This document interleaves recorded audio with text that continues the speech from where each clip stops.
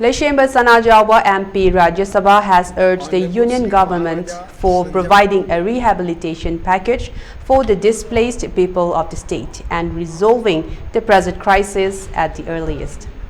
The MP also made the appeal during a special mention address in the Rajya Sabha on Monday. In his speech, Sanajaoba, highlighting the current situation in the state, said that the simmering tension is gradually subsiding and normalcy inching slowly, bringing hope for peaceful resolution in the near future, he added.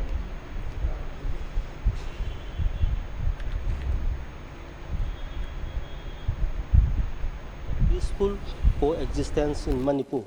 Sir, it is now evident that the simmering tension in the state is gradually subsiding.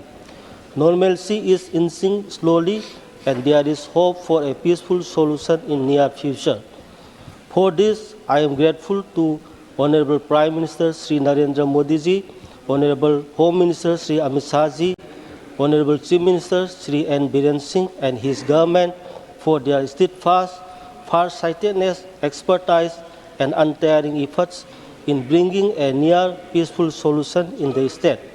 However, if the union government puts a little more efforts and with timely push, the peace process and resettlement could be quickened.